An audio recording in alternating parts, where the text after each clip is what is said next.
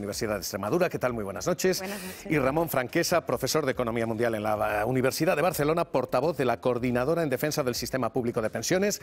Bienvenido, muy buenas noches. Buenas noches. Vamos a analizar enseguida todo esto. Si las pensiones son sostenibles, si podemos pagar ese 6% como mínimo que han de subir este año, si las vamos a cobrar o no los que seamos más jóvenes, no tanto, pero algo más jóvenes. Y mesa de directores, Amador Ayora, director del Economista, ¿qué tal? Muy buenas noches. Buenas noches. José Antonio Vega, director de 5 días, ¿qué tal? Muy buenas noches. Bienvenidos de vuelta. A los dos os pido un titular. Sostenibilidad a corto plazo. ¿Podemos revalorizar las pensiones como el IPC o están condenados los pensionistas a empobrecerse? A ver, yo creo que es complicado subir el gasto en pensiones cuando termine este año en esos 13.000 millones de euros que supone revalorizar con el IPC pasado. Pero eso es lo que dice la ley. Las condiciones financieras de España aconsejan que esa cifra debería corregirse, pero me da la sensación también de que se va a pagar. Se va a pagar porque empieza dentro de un mes una espiral electoral que concluirá seguramente a finales del año que viene, y los pensionistas tienen un atractivo electoral espectacular. Amador. Bueno, nosotros pensamos parecido en El Economista, pensamos que no es racional subir las pensiones un 6%, sobre todo me gustaría que el ministro nos respondiera por qué el Gobierno está pidiendo un pacto de rentas para que los salarios de personas que acabamos de ver en la televisión dicen que trabajan mucho y que cobran poco sueldo y que tienen cargas familiares, les van a subir un 2%, y las pensionistas que no tienen cargas familiares se les sube un 6%. Yo no lo entiendo. Entonces, mi conclusión es la de José Antonio. Lo hace porque estamos ya en periodo electoral. Vamos a leerlo. Los pensionistas dicen justo lo contrario, que son ellos los que tienen no solo cargas familiares, sino la red de seguridad del Estado. Pero vamos a leerlo enseguida. Vamos a analizarlo todo, porque ahora mismo con pensiones tenemos dos problemas, uno a corto plazo y uno a largo plazo.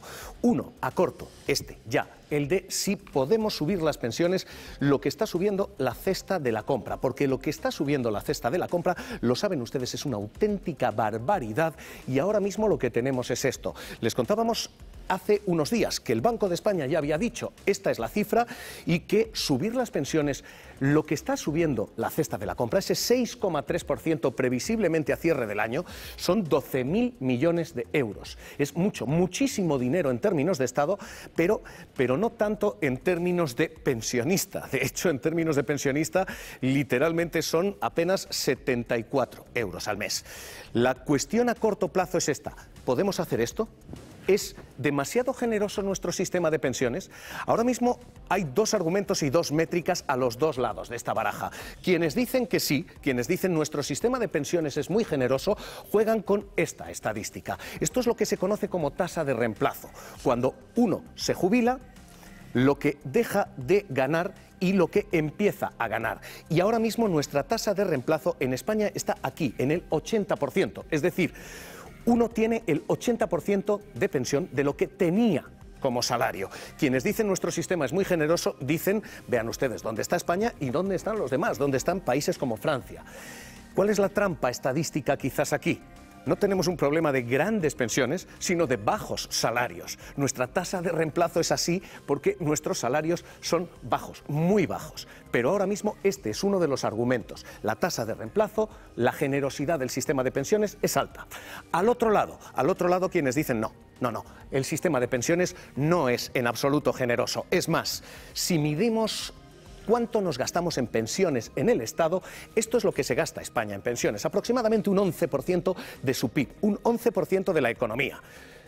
¿Cuál es el problema? El problema es que, vean ustedes cuánto se gasta un país austero como Austria, un 13%, Francia casi un 14%, Grecia un 15%, Italia casi un 16%. Así que el sistema de pensiones español no parece especialmente generoso si se compara con otros países. Es más, estamos mejor que Alemania, pero literalmente estamos a niveles, en fin, que solo superan a países como Estados Unidos. De hecho, el sistema de bienestar social en España parece no tan generoso cuando se comparan todos los términos y no solo pensiones. Estamos en estos niveles de gasto, 1 de cada 4 euros de nuestra economía, frente a países como Francia que están en 1 de cada 3. Resultado, ahora mismo los pensionistas dicen, oiga, no llego. Con estas pensiones no se llega y con estos precios no se llega. Y están empezando a importar aquí lo que hemos visto en países como Alemania. Un pequeño trabajo, un mini job para completar la pensión. Llegar a la edad de jubilación y seguir trabajando. Es lo que hacen cientos de miles de pensionistas alemanes en los llamados mini jobs.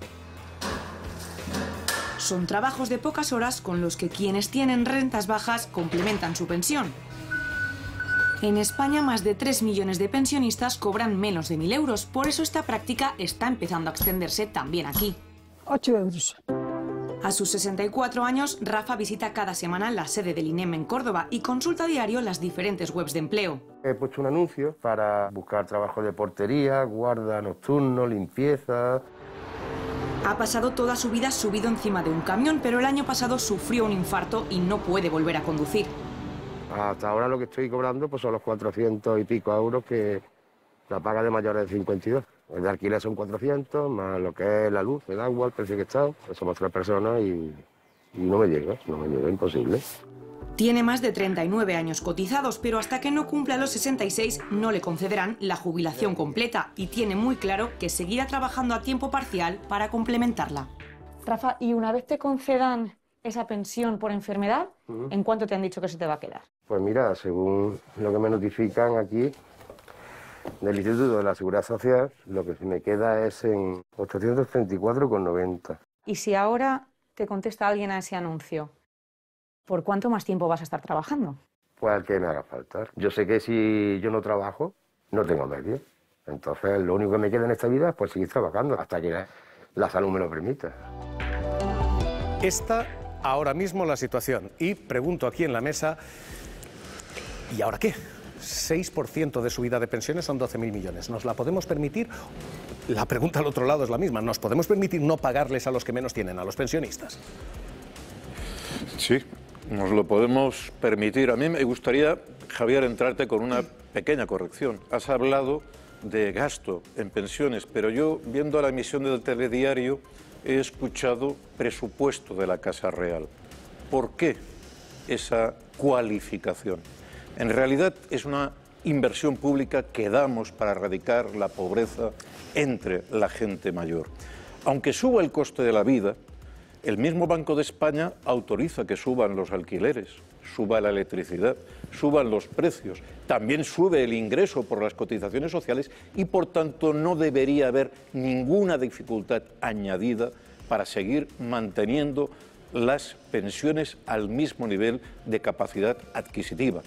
Lo que se está tratando es de redistribuir negativamente la renta aprovechando la existencia de la inflación. Pero vuelvo a decir, la inflación sube para todo, también para los ingresos del Estado, y por tanto mantener ese poder adquisitivo no sería un mayor problema, excepto que estemos buscando pretextos para sacar el ingreso que es salario diferido para gentes que está ya en un nivel de difícil subsistencia, para dárselo a otros que quizás desde instancias, desde la Comisión Europea y de lo que hay detrás de intereses financieros de conseguir más volumen de negocio, hay voluntad de esa redistribución negativa. Bueno, yo creo que hay como dos debates, ¿no? Un poco el debate de la inflación, que viene ocasionado por un conflicto bélico que todavía estamos viendo en el telediario, que parece que se nos ha olvidado ya. Estamos en una situación de guerra en el que nos hemos autoimpuesto una serie de sanciones porque queremos acabar con este ataque abusivo a un país democrático y, por lo tanto, nos estamos, por así decir, importando inflación, pero porque estamos pagando la energía mucho más cara. Por lo tanto, mientras el conflicto dure, somos todos más pobres. Y entonces, ¿qué ocurre? Como tienes que pagar más alta la energía, esto se acaba trasladando el resto de precios porque utilizan la energía como input productivo o como transporte. ¿Y qué ocurre ahora? Si ahora subiéramos los salarios, por ejemplo, al mismo nivel que estos precios, dices, bueno, venga, como ha subido la energía y han subido los precios, subo los salarios.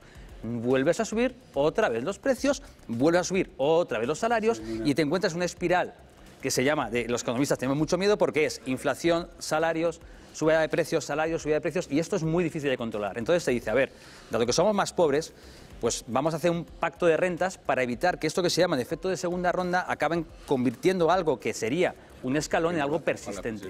Y es aquí en lo que ahora mismo, en lo que estamos ahora mismo enfrentándonos, ¿no? Entonces, ¿qué ocurre? Que ahora pues se tiene que hacer este pacto de rentas y se tiene que negociar. Pero y la cuestión es si se mete aquí. Los pensionistas, el pacto que me están planteando es que el dinero de los pobres se vaya a los que entonces tú podrías decir, a ver, durante este momento creo que es bueno que los pensiones no pierdan poder adquisitivo, pero en una situación de extrema gravedad como ahora tiene que tener una válvula de escape. Entonces me parece que si yo pienso una pensión media, el pensionista media tiene un salario muy por encima del salario de un joven medio. Por lo tanto, digo, perdón, si al joven... El 60% de las pensiones están por debajo del salario mínimo interprofesional. Sí, pero entonces lo que podríamos hacer es subir el 6%, las pensiones mínimas y las no contributivas, las subimos sin ningún problema, y lo que se hace es que deberían entrar en este pacto de rentas también el resto de los pensionistas, con un compromiso, si quieres, de que una vez que hemos pasado este shock, esta situación de gravedad, esta válvula de escape que va a ayudar a controlar la inflación en el futuro, pues luego lo puedan recuperar. Yo creo que esto sería lo razonable, porque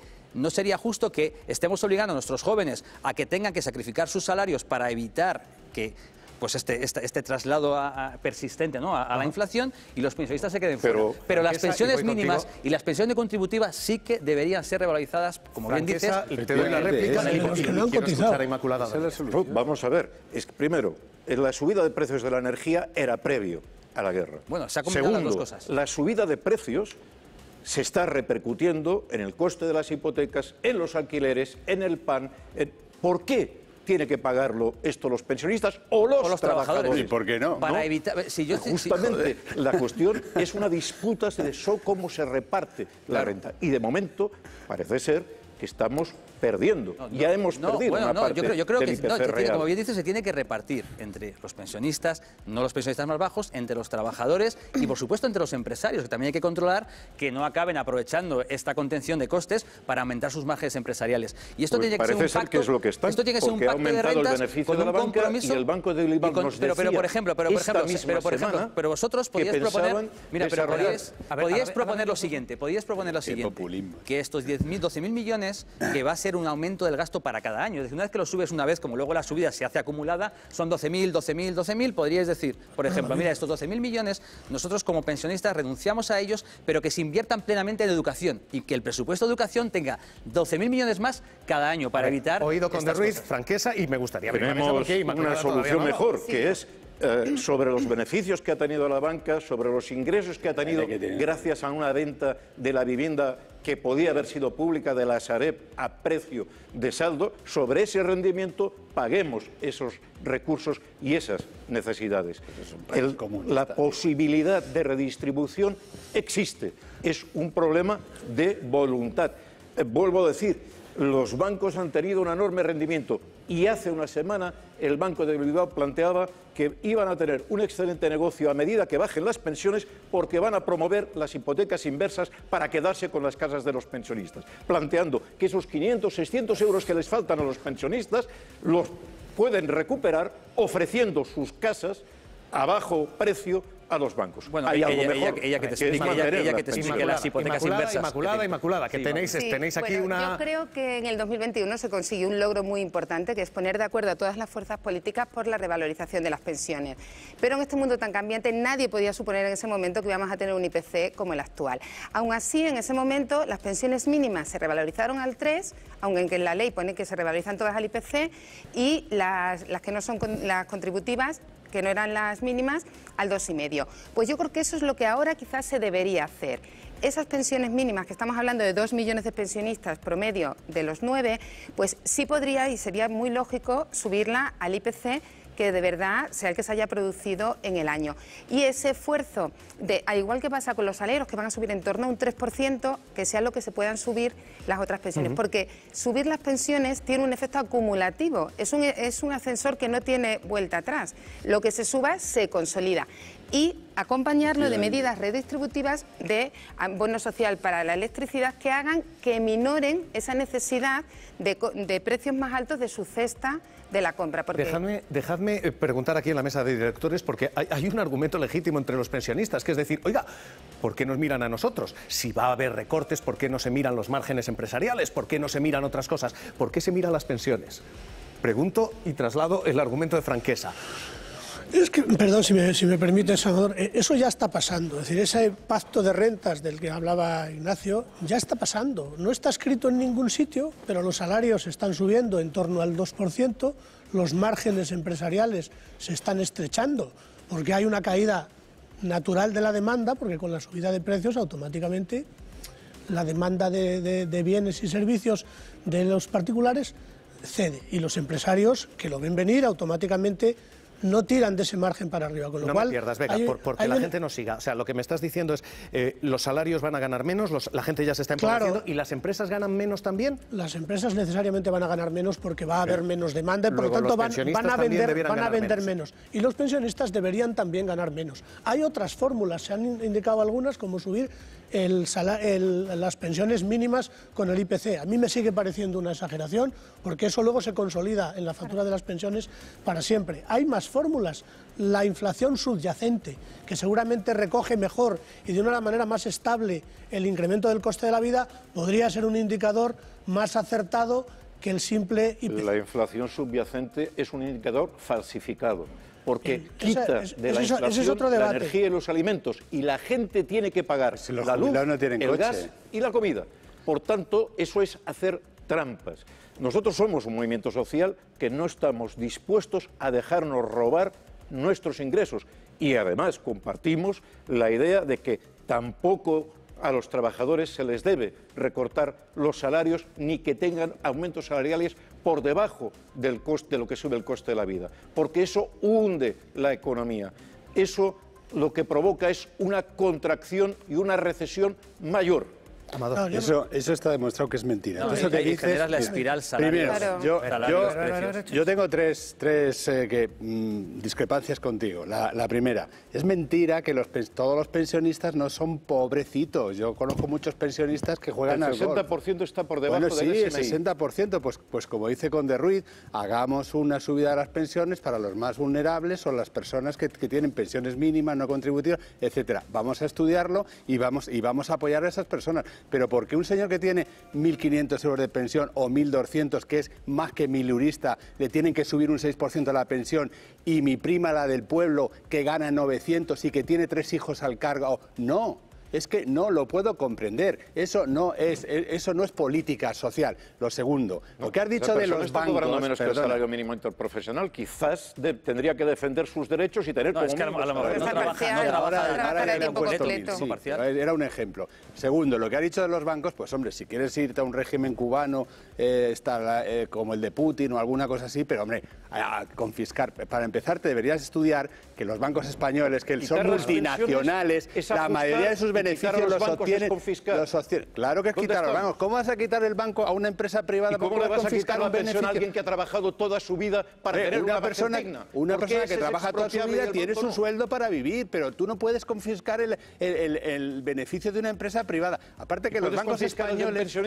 ¿Pero cómo vas a confiscar los beneficios de una empresa? Pasaríamos a ser un país totalitario en el que no habría iniciativa privada y en el que nadie pasaría a emplear a nadie. Y ajustar el reparto de las cargas fiscales de manera justa. A ver, dejadme ir un segundito a la calle, dejadme un momento ir a quienes están viviendo esto al otro lado, porque estamos diciendo, los pensionistas ahora mismo protestan porque es verdad que los precios han subido, en fin, de manera disparatada, y es verdad, decía el propio Banco de España, que no han subido igual para todos, porque quienes menos tienen están sufriendo esa inflación más. Quienes menos tienen ven cómo los precios a los que dedican más renta se les escapan. Energía, alimentación, así que ahora mismo los pensionistas dicen...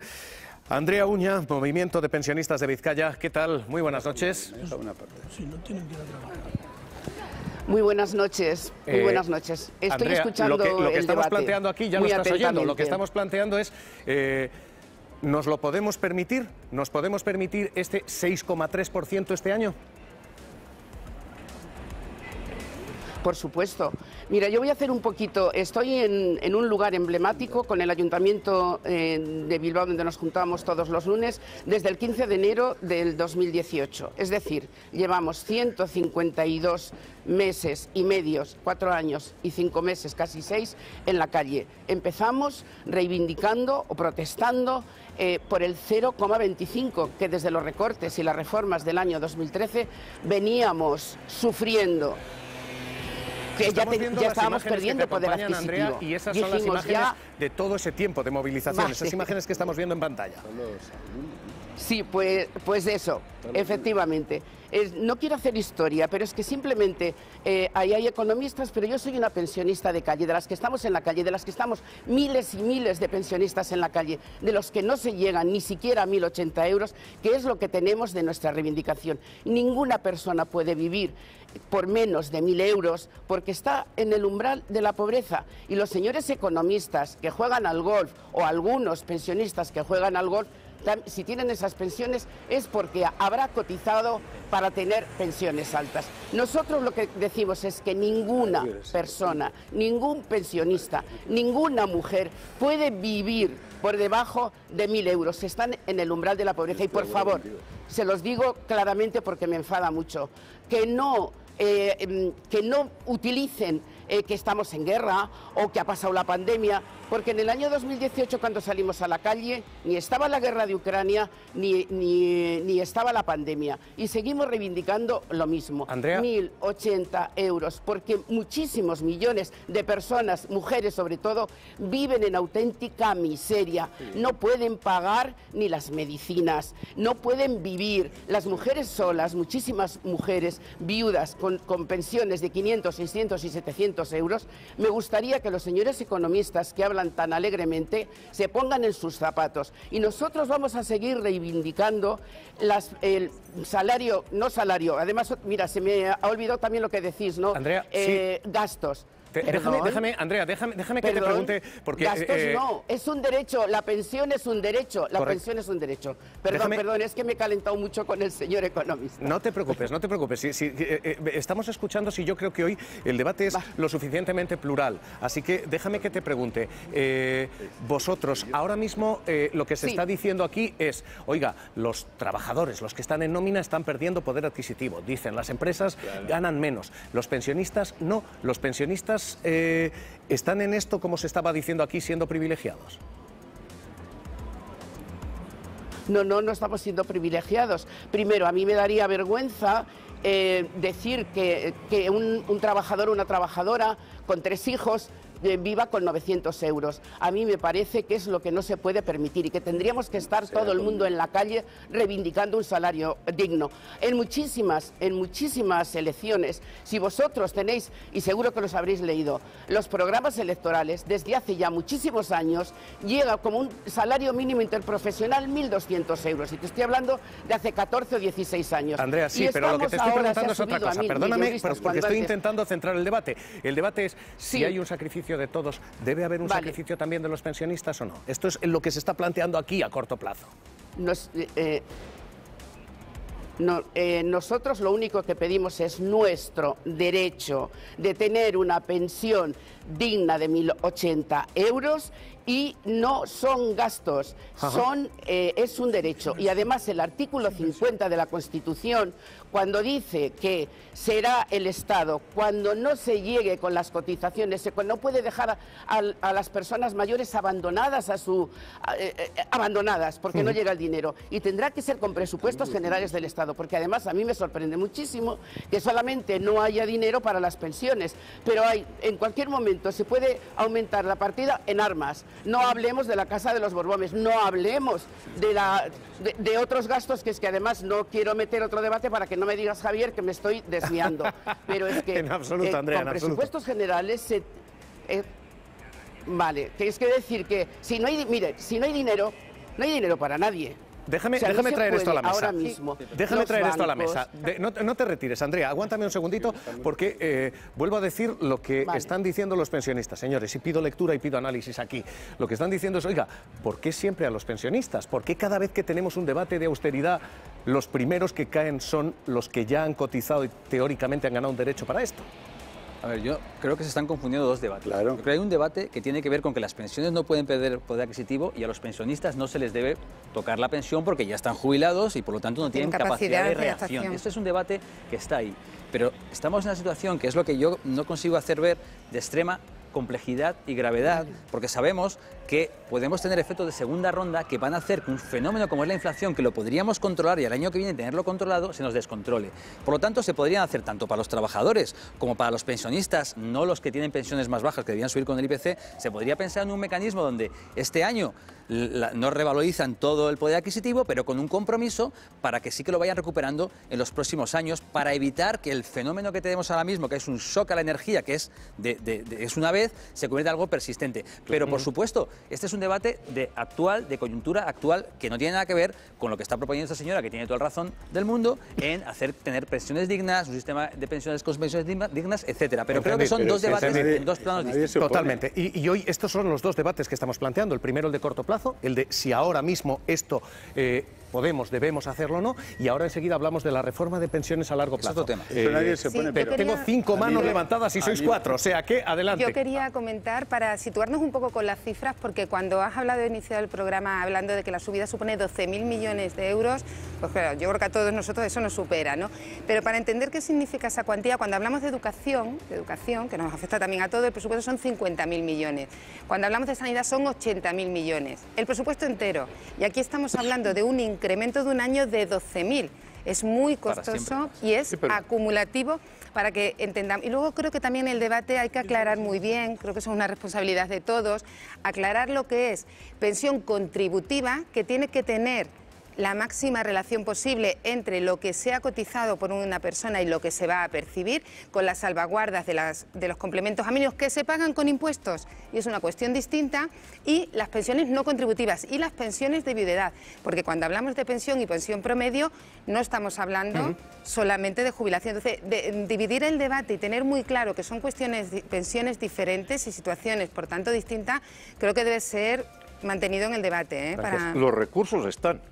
Si se destoparan las pensiones en este momento, simplemente hasta 7, 8 veces el salario mínimo, tendríamos esos 12.000 millones. El problema es que no se quiere y se plantea sacrificaros ahora porque mañana se arreglará. Es mentira. Nos dijeron lo mismo cuando se alargó la edad de jubilación de los 65 a los 67. No os preocupéis, ahora será sostenible.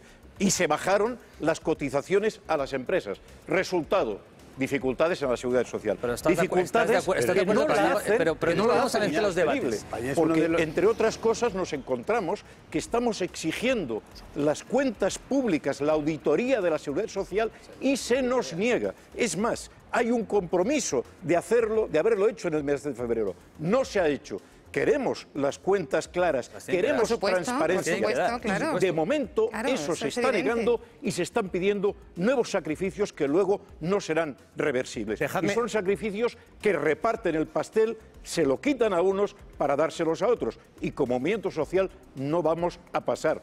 No vamos a aceptar. Pero entiendes los dos debates. La situación complicada actual con la inflación ocasionada por, es verdad, con la pandemia, porque los suministros, los cuellos de botella empezó a subir los precios, luego el shock energético. ¿Entiendes que la situación económica actual debería estar separada del plano de las pensiones? El shock de botella no fue para la industria químico-farmacéutica ni para algunos suministros de los hospitales, que subieron generosamente. Bueno, pero estamos de acuerdo que hay que separar lo que es un problema coyuntural muy complicado que tenemos ahora mismo, muy complicado, pero, que lo estás viendo todos los días. El problema de falta de dinero por la guerra no impida que pasemos del 1,2% del presupuesto militar al 2%. Para eso sí hay dinero.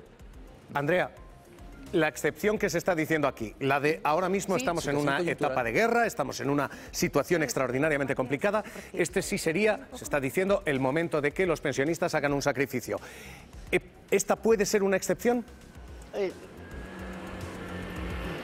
No, me vais a permitir solamente decir que nos siguen engañando y nos siguen robando. Y voy a dar un argumento. Cuando conseguimos que el 0,25 por ley desapareciera y entramos, nos dijo el señor Escrivá ya, para el ministro Escrivá, para el año 2021, que se iban a ligar definitivamente las pensiones con el IPC real. Y es más, el sistema de pensiones público es sostenible. Lo que pasa es que estaban utilizando gastos, lo denominaron impropios, para otros menesteres, pues como el rescate a la banca, miles de historias, que se estaban gastando dinero de la hucha de las pensiones para otros menesteres. Y nos dijeron, además es que llevamos casi 5 años, 4 años y medio en la calle, que se iban a ligar ya definitivamente porque el sistema es sostenible. Y nos han vuelto a engañar porque el IPC ha subido este año para haber cobrado el 1 de enero del 2022 el 5,5, nos han aplicado el 2,5 y nos han robado el 3%, con la salvedad que antes, en el año 2021, había una especie de paguilla por la descompensación de si subía o no subía, pero también eso ha desaparecido. Que no nos engañen más, que sabemos que el sistema es sostenible, dicho por ellos, dicho por ellos. Y vamos a seguir en la calle, y vamos a seguir peleando nuestras pensiones, y vamos a seguir diciendo que ninguna mujer, sobre todo las mujeres, que además sé que es un debate más largo, pero cuando dices contributivas o no contributivas, ¿cuántas mujeres con la ley de dote de los años 70, teniendo trabajos, nos echaban a las casas y teníamos que cuidar a los cuidados y no nos dejaban trabajar y teníamos que entrando y saliendo en la vida laboral con cotizaciones más pequeñas, y eso es la brecha de ahora mismo que hay, tanto salarial, que se tendría que tratar, como la brecha de las pensiones? Hay que tratar muchos temas y no estamos hartos y hartas que solamente seamos los pensionistas los que carguemos cuando hay bueno, ahora la guerra. No, señores, no nos pongan disculpas, porque dinero hay. Es un país rico. Lo que pasa es que la riqueza se reparte entre unos pocos y la miseria para la clase, la ciudadanía Andrea, más pobre. Andrea, y no lo vamos a permitir. Movimiento de Pensionistas de Vizcaya. De frente y en la calle. Andrea, te agradezco. Creo que quedan claras las posiciones. Un abrazo muy fuerte. Cuidaos. Vale. Un abrazo muy fuerte para todos y para mi compañero Ramón también. Esto que estamos contándoles es el corto plazo y este es el debate ahora mismo. Vamos a preguntarle enseguida al ministro, porque el ministro de Seguridad Social se sienta en las claves esta noche y el gobierno lo que dice es va a haber subida y va a ser del 6,3 si ese es el dato, va a haber subida con el IPC. Y este es el debate a corto plazo, el de si hay excepcionalidad de la guerra o no. Pero a largo plazo tenemos otro debate. A largo plazo tenemos este y es el de si el sistema es sostenible. Es esa pregunta que todas las generaciones jóvenes hacen de, oiga, yo voy a cobrar mi pensión, o esto cuando yo llegue no. Este es el sistema de pensiones, se lo hemos contado ya, que se establece. Y el sistema que se establece cuando empiezan estos sistemas modernos, los llamados bismarckianos, que fijan la pensión y fijan la edad de jubilación en los 65, no tienen en cuenta esto, no tienen en cuenta que cada vez vivimos más. Y esta es una bendición que afecta a las pensiones. La bendición es que cada década ganamos 2,3 años de vida. Es decir, que cuando antes teníamos pensiones a los 65 y uno moría a los 66, el sistema era perfectamente sostenible. Ahora, bendito problema, la edad y la esperanza de vida en España es de 85 para los hombres y de 89,9 de 90 para las mujeres. Es decir, la pensión ya no tiene que durar 1, 2 o 5 años. Ahora tiene que durar 20 o 25 años. Así que nuestro problema de largo plazo es este, es esto sostenible. Tenemos ese y tenemos este otro problema. Y este otro problema, se lo hemos contado ya, es que están a punto de jubilarse los llamados baby boomers. Todos los que ahora mismo están aquí. 9 millones de personas. Esta es nuestra pirámide de población. Tenemos gente menos trabajadores para pagar pensiones que pensionistas vamos a tener. Así que lo que se plantea es cómo arreglamos esto a largo plazo. Y a largo plazo se han planteado dos soluciones. La primera, esta, retrasar la edad de jubilación. ¿Ven todos estos puntitos rojos? Esto es donde estaba la edad de jubilación. En países como Colombia, la República Checa, España es este de aquí. Vean ustedes lo que ha ido pasando. Vean ustedes cuál ha sido el movimiento. Todos ellos han ido retrasando la edad de jubilación. España la ha fijado camino de los 67 años. Lo que se dice es, retrasemos la edad de jubilación, de forma que aunque haya más esperanza de vida, uno va a seguir cobrando menos años de pensión. Y esta es la primera de las ideas que se ha trabajado. Parece que seguimos en ella. Ahora mismo a los 67, ¿hasta dónde más podemos ir? Y la segunda idea es esta otra, que es Bueno, cambiemos cómo calculamos la pensión. Esto que están viendo es la vida laboral que hay acumulada media en España de cualquier persona. Uno empieza cobrando poco cuando es becario y su salario por lo general va subiendo hasta que ha pasado esto. Y es que en los últimos años, especialmente con la crisis, en los últimos años en los que uno está trabajando, debería haber seguido ganando más, pero lo cierto es que ha sufrido un golpe ahí.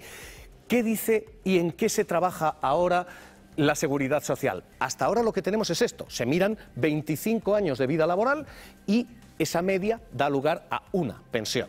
25 años. ¿Qué se está planteando? Lo que se está planteando es, bueno, estiremos esto, computemos prácticamente desde que uno era becario y si uno mete más años, obviamente la media baja. ¿Cuánto baja? Este es el cálculo de la Universidad de Valencia hoy y es una caída del 8,8%. Es decir, si ampliamos todo esto a 35 años, los pensionistas forzosamente van a cobrar menos. Y esto es ahora lo que se está planteando, ir a edades de jubilación de hasta 70 años en algunos países. Hemos estado con algunos trabajadores que dicen, oiga, sí, esto es voluntario. Buenas tardes, ¿cómo estamos? Hola. ¿Qué tal? ¿Qué hay, Pilar? ¿Qué tal, Pilar? Espero que vengas con fuerzas porque tenemos mucho que despachar. Pues vamos con todo ello. Pilar es empresaria, lleva más de 45 años trabajando y tiene muy claro por qué sigue al pie del cañón. En primer lugar, porque me lo paso bien. Y además tengo más trabajo que nunca, porque lógicamente con la edad se adquiere una dimensión y una visión que solo los años la confieren. Y eso es lo que te permite disfrutar y además tener éxito. Dice que trabajar le ayuda a estar bien física y mentalmente. Genera anticuerpos, que genera posibilidades, capacidad de resistencia a la frustración. Desde su experiencia considera un error tanto las prejubilaciones como las jubilaciones forzosas. Hay motivos que no son los que se dicen, no es que sean los más caros, sale mucho más caro contratar a jóvenes, formarlos y que una vez que los has formado se vayan, eso es mucho más caro. Y eso no genera riqueza, eso es destructivo de esa empresa. Ejerciendo como médico de familia y psicólogo, Darío ya ha cumplido los 70 y ni se plantea dejar la profesión de su vida. Entonces creo que es justo, pues mientras uno pueda seguir siendo útil, pues seguir trabajando en menos intensidad que lo que seguía trabajando antes, pero seguir ayudando y seguir haciendo pues lo que sé, que es curar. Y para hacerlo, dice que ahora tiene todo lo que necesita. Edad, salud y conocimientos acumulados aprendidos. Y además también a esta edad pues una serenidad para tratar a los pacientes, una tranquilidad que pues cuando era uno joven pues la verdad es que escaseaba un poco. Nos habla de sus proyectos, de los libros que sigue escribiendo sin perder la sonrisa, el mismo buen humor que vimos en Pilar. Ambos dicen que seguirán como los viejos rockeros.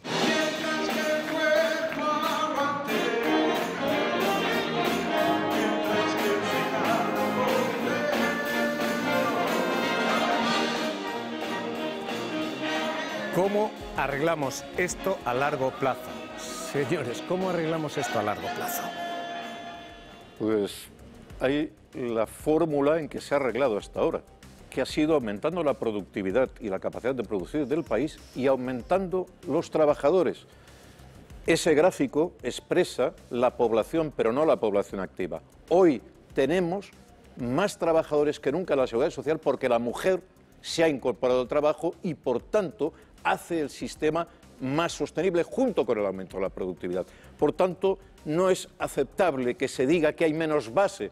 No, hay menos base demográfica, pero hay más base laboral en puestos de trabajo y, por tanto, el sistema no quiebra porque nos hayamos envejecido, como no quebró con el baby boom, los efectos del baby boom que hubieron en Estados Unidos, en Francia o en Alemania, que fueron en el año 45 y no en los años 50, como el caso español. Si el baby boom se resolvió y se mantenieron las pensiones en otros países, ¿por qué eso tiene que ser una razón que obstruya el funcionamiento del sistema? Porque se quiere reducir ese sistema y se quiere sacar dinero de la Seguridad Social para llevarlo a los fondos privados. José Ignacio Hoy Ruiz. tenemos el ministro aquí con con nosotros, que va a traer una propuesta de ley que propone detraer recursos de la seguridad social. No me adelante, no me diga lo que va a decir el ministro, que el ministro se representa solo.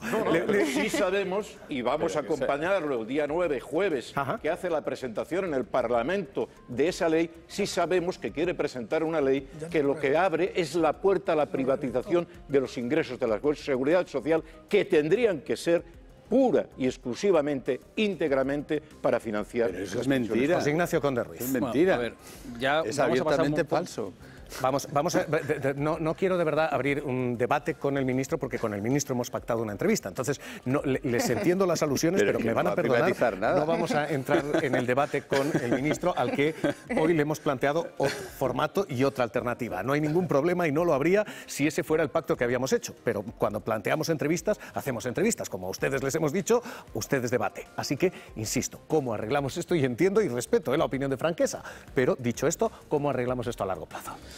Bueno, yo creo que en primer lugar hay que entender lo que es un sistema de pensiones de reparto. Es decir, un sistema de pensiones de reparto es que yo estoy cotizando ahora porque confío que las futuras generaciones me van a pagar a mí las pensiones. Por lo tanto, a mí me preocupa saber cómo va a ser el mundo cuando yo voy a recibir las pensiones. Me importa muy poco lo que el Parlamento vote ahora. Me importa muy poco porque me importa lo que va a votar el Parlamento cuando yo me vaya a jubilar. Yo cuando miro las cifras demográficas, yo lo que observo es que cuando ahora hay potencialmente cerca de 3 personas que están en edad de trabajar frente a una persona que está jubilada, cuando me toque a mí, pues habrá prácticamente mi hija, una persona, por así decir, que puede ser mi hija, una amiga suya, y un poco más. Entonces, hay que adaptar el sistema a esta nueva realidad demográfica. ¿Cómo hacerlo? Por supuesto, a los pensionistas actuales no se les puede tocar, por lo tanto, tranquilos, los que estáis ahí, los jubilados actuales no se les debe tocar porque sería injusto. Es una cosa está tocando que, ya. Bueno, pues no se os debería tocar, salvo en la cuestión coyuntural que hemos hablado antes. ¿Por qué? Porque ya no tenéis margen de maniobra para poder adaptaros a los cambios. Las reformas tienen que venir anunciadas ahora, con tiempo suficiente para que afecte a las generaciones como podamos ser los que estamos trabajando, los jubilaremos en unos años. ¿Y cómo tendrían que ser? Aparte de considerar toda la vida laboral, que ahora Inma, que es la que hizo el trabajo, yo creo que tenemos que pensar en la jubilación de una forma distinta como la estamos pensando. Ahora mismo una persona se va a la cama habiendo trabajado 40 horas y por la mañana ya no vale para trabajar. Pensémoslo un momento, ¿qué pasa durante esa noche que no puede trabajar? Hay que favorecer, no ahora, pero sí que facilitar que se pueda compatibilizar la pensión con el salario y salir del mercado laboral de una forma gradual. Es decir, que, pues oye, pues trabajas 40 horas, 30, 20, etcétera, de tal forma que puedas conseguir esos trabajadores que no vas a tener en el futuro, no ahora, y que puedas hacer que no un joven, pensar que un joven se levantará por la mañana, porque lo hemos decidido hoy en el Parlamento, y va a pagar una pensión entera, porque eso nos puede parecer bonito, pero eso no va a ocurrir. Los jóvenes del futuro, como les hagamos pasar esta carga actual sin reformar las pensiones, cogerán sus pies y se irán a otro país donde sí que han reformado el sistema de pensiones y ya vendrán aquí de vacaciones. Inmaculada. Y estamos hablando del futuro, no de ahora. Inmaculada. Respecto a la edad de jubilación, habéis explicado fenomenal los 67 años, pero hay que entender que 67 años es para aquellos que no tengan una carrera de cotización de 38 años y 6 meses. Para que sí la tenga, sí estamos hablando, se habla de 65 años. Por lo tanto, yo creo que siempre hay que entender, cuando se hagan los ajustes, edad de jubilación con años cotizados, porque no es lo mismo empezar a trabajar con 16 años o con 18 que entrar al mercado laboral con 25. Y respecto al cálculo de la pensión, tenemos que saber de dónde venimos. El sistema, cuando se empezó a calcular la primera pensión, se calculaba respecto a 2 años. Luego se ha pasado a 15, luego se ha pasado a 25 y ahora estamos yendo, o puede que se vaya en este segundo semestre a 35. ¿Qué se quiere hacer con eso? El sistema más contributivo. Volvía a lo que yo decía, os comentaba antes, hay que diferenciar toda la parte que debe ser financiada de manera impositiva, de manera no contributiva, para completar esas necesidades que tanto se han comentado ahí, y por otra parte el contributivo, que tiene que ajustarse y ser lo más relacional posible con lo que se cotiza y se percibe. Ahora mismo sobre la mesa, perdón, Franquesa, te doy la última palabra porque quiero escuchar al ministro, que insisto, está escuchando. La relación entre contribución y pago manifiestamente a día de hoy se está incumpliendo con personas que han trabajado más de 40 años y se les está deduciendo hasta el 16 y el 20% porque perdieron su trabajo antes de llegar a la edad de jubilación. Por tanto, para empezar, empecemos por hacer justicia con el pasado.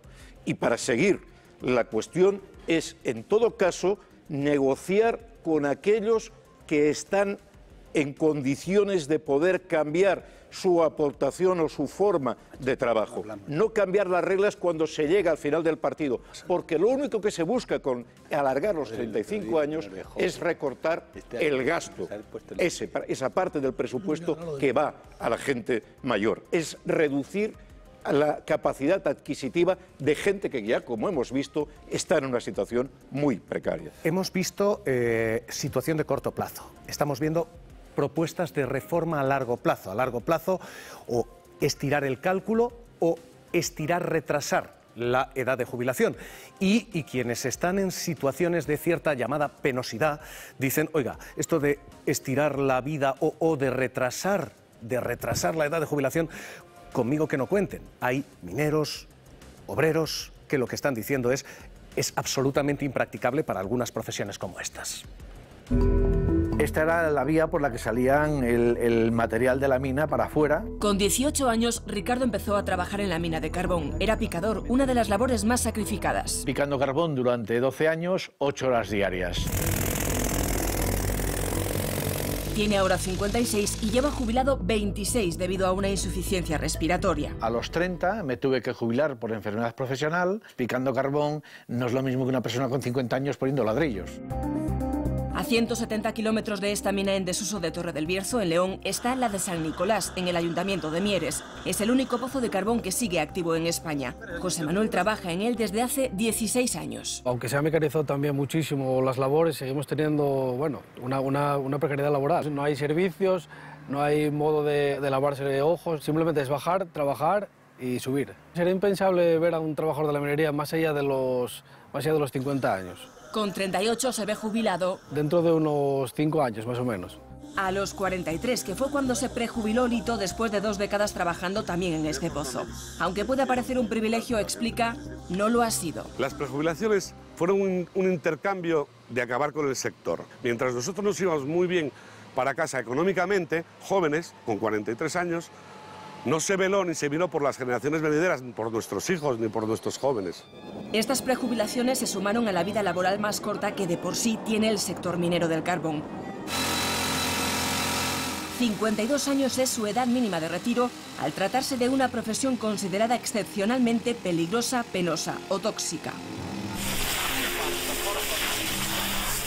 A bomberos, policías locales o trabajadores del mar también se les otorga un régimen especial, con coeficientes reductores de hasta 10 años sobre la edad ordinaria de jubilación.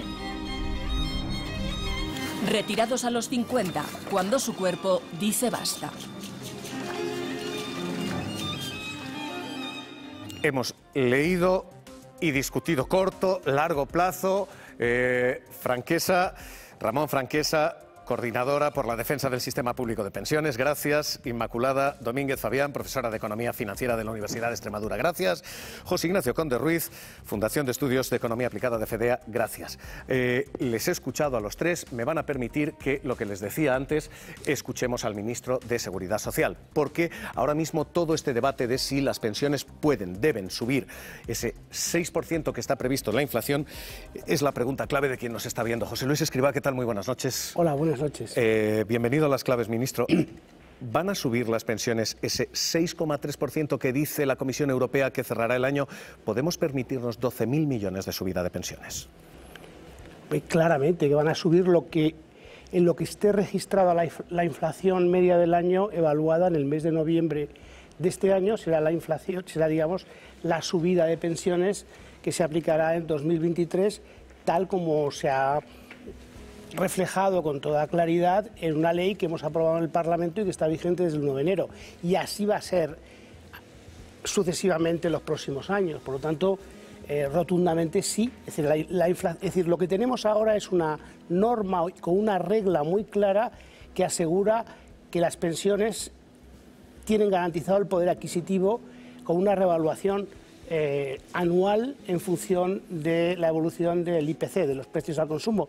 Y esto es indiscutible y por lo tanto yo desde aquí quiero hacer una apelación a todos los pensionistas o futuros pensionistas de que sus pensiones están garantizadas, su poder adquisitivo, por supuesto. El Banco de España cuestiona esta medida. La Comisión Europea no ha pedido un recorte de gasto en pensiones, pero sí ha pedido recortes de gasto. ¿Es sostenible esto así, con estos incrementos, ministro? Por supuesto. Se están manejando dos tipos de argumentos por distintas instancias o por distintos analistas para poder abrir este debate. Una primera tiene que ver con que en una situación como la que se ha producido de subida significativa de la inflación, se pueden producir efectos que se llaman de segunda ronda, que hay que atajar y por tanto tiene que haber una moderación de rentas. Esto, que es un argumento que tiene sentido y todo el mundo lo entenderá, para márgenes empresariales y para rentas salariales, se aplica mucho peor para las rentas de los pensionistas, porque no se incorporan dentro del proceso productivo. Aquí el problema es que cuando suben salarios, se amplían márgenes, vuelve a aumentar la inflación y se genera una espiral inflacionista que se engrana, que se integra en todo el proceso productivo. Por eso parece razonable ciertos procesos de moderación de renta en situaciones de subidas fuertes de inflación. Pero es que las rentas de los pensionistas no son de esa categoría. Por lo tanto, el argumento es muy débil cuando se quiere extender a la renta de los pensionistas. El segundo argumento que se suele manejar es el de un problema de aumento del gasto en pensiones que puede generar un problema de financiación de la seguridad social, de ampliación del déficit. Este argumento es básicamente falaz, porque lo que hay que mirar son los gastos y los ingresos. Entonces yo he visto ahí en la presentación los datos de gasto, que dependerá para el año que viene en cómo evolucione la inflación en el mes de noviembre, pero no he visto los datos de los ingresos. Es que los ingresos a la seguridad social por cotizaciones están creciendo al 10% con los datos del último mes de abril. Es decir, el desequilibrio se corrige solo. Por supuesto, este año vamos a tener un déficit. El año pasado cerramos con un déficit de la seguridad social, en el año 2021, de 0,9. Mejor de lo que pensábamos. Recuerde que estábamos en 1,8 en el año 2018. Este año tenemos previsto un déficit en torno al 0,5, significativamente más bajo. Es decir, las cuentas de la seguridad social van mejorando y tienden al equilibrio presupuestario en el entorno en el que estamos. Pero es que no lo digo yo, lo dice la Autoridad Independiente de Responsabilidad Fiscal. Es decir, aquí hay muchos que opinan, pero en España hay una ley orgánica que dice que quien tiene que velar por la situación de las finanzas de la seguridad social y de todas las cuentas públicas es una institución que dedica muchísimos recursos, muchísimo análisis y puede además solicitar mucha información a todas las administraciones, incluido a nosotros, para comprobar cómo están las cuentas. Pues bueno, la Autoridad Independiente de Responsabilidad Fiscal no solamente acaba de decir, al evaluar el plan, la actualización del plan del plan de estabilidad de España hasta el año 2025, no solo ha dicho que las cifras son esas, que vamos a tener un déficit en torno al 0,4, 0,5 este año, sino que va a ser así en el 23, en el 24 y en el 25. Vamos a estar muy cerca de la estabilidad presupuestaria. Por lo tanto, ninguno de los dos argumentos. ¿España cuestiona esto? ¿Por qué el Banco de España dice esto no? Pues será que no le puedo decir. Yo lo que le puedo decir es que no hay ningún análisis detrás. Estos últimos informes que se han manejado del Banco de España pues no manejan fuentes de terceros. Es decir, yo al Banco de España, bueno, vale, tengo todo el respeto por el Banco de España, yo soy funcionario del Banco de España, por cierto, pero yo lo que me interesa del Banco de España, más que las opiniones, son los análisis basados en estudios, en estimaciones, etcétera, y de esto no he visto yo recientemente. Cuando lo haya, lo miraremos con el máximo interés, por supuesto. Lo que han dicho no es fruto de un análisis. No de un análisis reciente. No ha habido una evaluación por parte del Banco de España, por ejemplo, de las últimas medidas que hemos tomado en la ley. No lo ha habido. Ministro, a largo plazo, la pregunta que se hacen todos es, para cuando me jubile yo, ¿voy a cobrar mi pensión?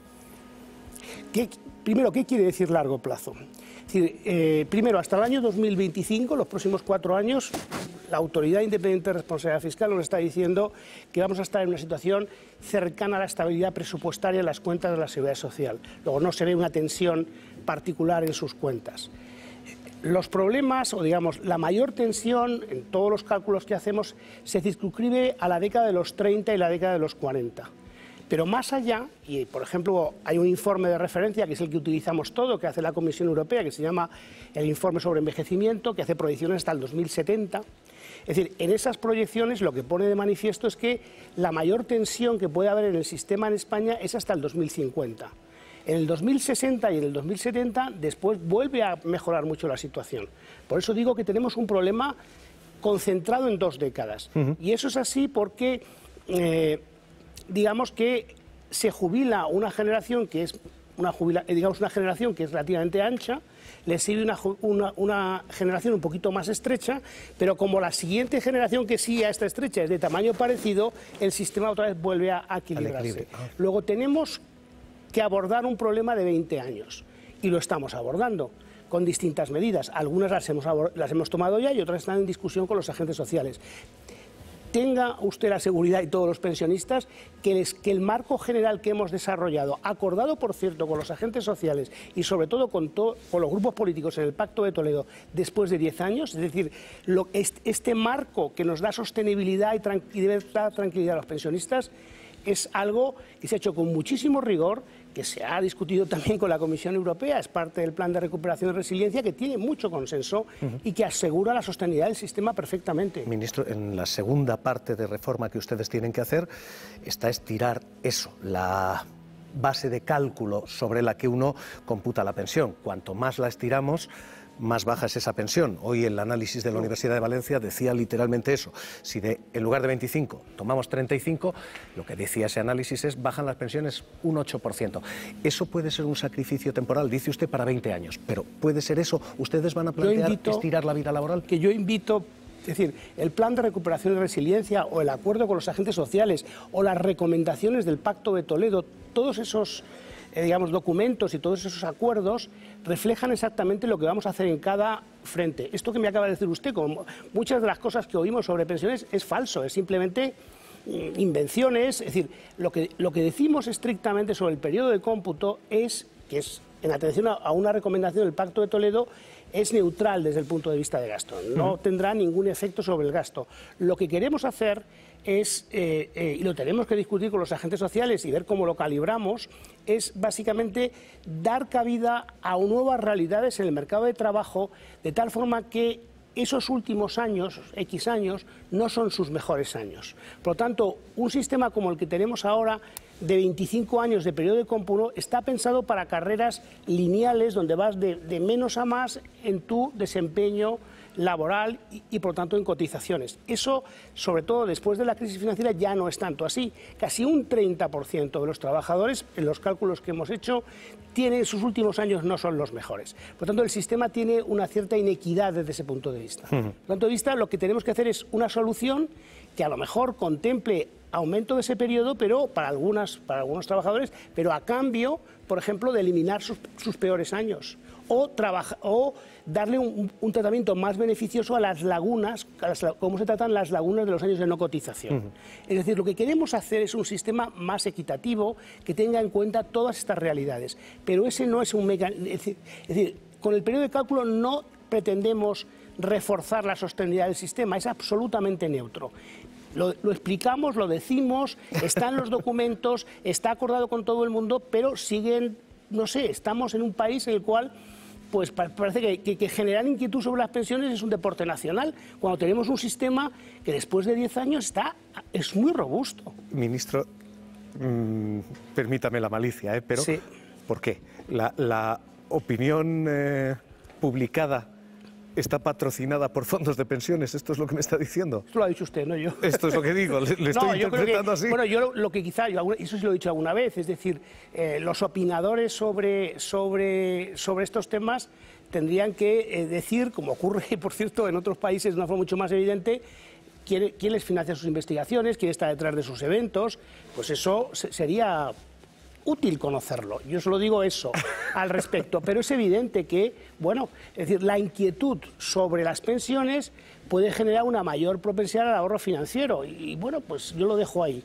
La realidad es que lo que importa es lo que han acordado los grupos políticos en el Pacto de Toledo después de 10 años y que han establecido un marco muy trabajado y muy reflexionado sobre cuál debe ser el marco normativo en el que nos desenvolvemos. Lo que importa es el acuerdo que llegamos con todos los agentes sociales en julio del año pasado y que tiene toda una hoja de ruta establecida. Lo que importa es las leyes que se aprueban en el Parlamento y lo que importa es lo que queda reflejado en los distintos sitios del plan de recuperación. Eso es lo que es realmente importante. Y por lo tanto, cuando tengamos un marco con esa solidez, esto dará mucha mayor perdurabilidad a lo que se acuerde y esa es la forma, digamos, de traer tranquilidad a los pensionistas. Ministro, dos preguntas más que no son estrictamente de su negociado, pero sí le afectan directamente. Hoy hemos escuchado a una parte de sindicatos, también a los empresarios discutir sobre la jornada de 4 días. ¿Cómo la ve? ¿Cómo ve usted esto, ministro? Vamos a ver, yo creo que esto es una decisión que tiene que evaluarse en cada uno de los sectores económicos, en cada una de las empresas, en función de la productividad, la evolución de la productividad que haya en cada sector. Y hay muchas diferencias entre empresas, entre sectores, en cómo se aborden jornadas laborales de determinada manera. Me parece que esto es una discusión muy más micro que macro. Hoy hemos escuchado a Yolanda Díaz decir que trabajan ustedes en un algoritmo para penalizar a quienes hacen horas extras impagadas, que se va a perseguir a las empresas que tiran de hora extra impagada. Vamos a ver, yo creo que esto, tanto la Seguridad Social como la Inspección de Trabajo y también la Seguridad Social, lo que es la Tesorería, lo que tiene son instrumentos donde utilizan pues técnicas de Big Data y de cruce de información para perseguir el fraude. El fraude hay que perseguirlo y por lo tanto hay distintos mecanismos, distintas técnicas que se llevan utilizando hace tiempo y que se están sofisticando. Yo creo que en ese marco hay que entenderlo. Y una última cuestión, ministro. Usted es ministro de Inclusión también. Le quiero pedir opinión sobre lo que hemos escuchado en Castilla y León. Sabe usted el debate y en un momento determinado el vicepresidente de Castilla y León le dice a una diputada con discapacidad esto, lo que van a escuchar, esto. Mire, señora Frutos, yo no le voy a tratar con ninguna condescendencia y le voy a responder a sus faltas de respeto como si fuera una persona como todas las demás. Le voy a contestar a usted como si fuera una persona como todas las demás. Ministro, ¿usted cómo lo ha leído? Bueno, tengo entendido que el presidente de Castilla y León ha pedido disculpas. Sí. Es decir, evidentemente, cuando un presidente y autor de esas palabras... Bueno, pero si el presidente de un gobierno tiene que salir a pedir disculpas de lo que dice un vicepresidente, es una situación novedosa, como mínimo, ¿verdad? Yo me quedo con eso, verdaderamente es algo que nos entristece a todos oír estas palabras y a mí me produce, no sé si tristeza, pero rechazo absoluto, que tengamos que oír estas cosas en España en el año 2021, pero también desde el punto de vista de la gestión de un gobierno, es inhabitual ver, ¿verdad?, a un presidente pedir disculpas por un vicepresidente que no pide disculpas.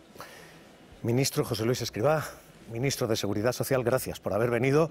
Gracias por hoy haberse sometido a esto, cuestionario sobre pensiones.